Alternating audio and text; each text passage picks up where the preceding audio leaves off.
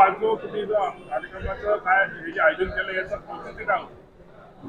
नाही, दरवर्षी माझ्या स्थानिक आमदार निधीमधून या अमरावती विभागामध्ये प्रत्येक जिल्ह्यामध्ये आपण शैक्षणिक साहित्याचं वाटप या ठिकाणी अनेक शाळांना, संस्थांना, अनेक सरकारी कार्यालयांना आपण देत असतो। त्यामध्ये वेगवेगळ्या वस्तू आहे। मागच्या वर्षी आपण जवळपास 350 ते 400 शाळांना डिजिटल स्क्रीनचं वाटप केलं।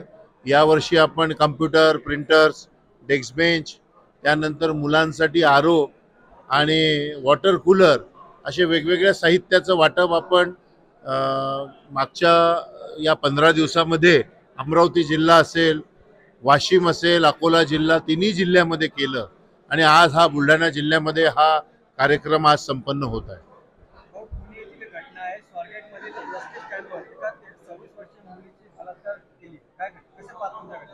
नाही, अतिशय दुर्दैवी घटना आहे।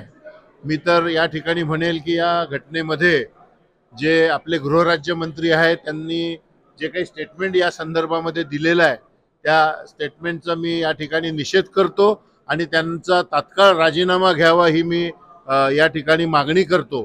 कारण की बसमध्ये जी घटना घडते आणि ती घटना घडल्यानंतर गृहराज्यमंत्री जर म्हणत असतील की त्या ठिकाणी कुठलाही आवाज आला नाही तर अशा पद्धतीचं स्टेटमेंट करणं हे निंदनीय आहे।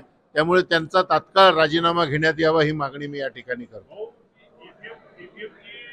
बैठक होते दिल्लीला आणि त्याच्यामध्ये टीव्हीवर जे व्याज आहे त्याच्यामध्ये तपास करण्याचा निर्णय होते, काय सांगाल? ईपीएफ नाही, या संदर्भामध्ये मला एक्झॅक्ट माहिती घ्यावी लागेल।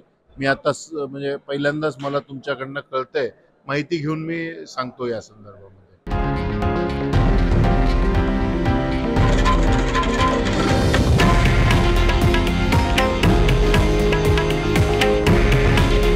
हे आहे देशातील नंबर 1 न्यूज नेटवर्क आणि आपण पाहत आहात TV9 मराठी। काळजी तुमची, हित महाराष्ट्राचं।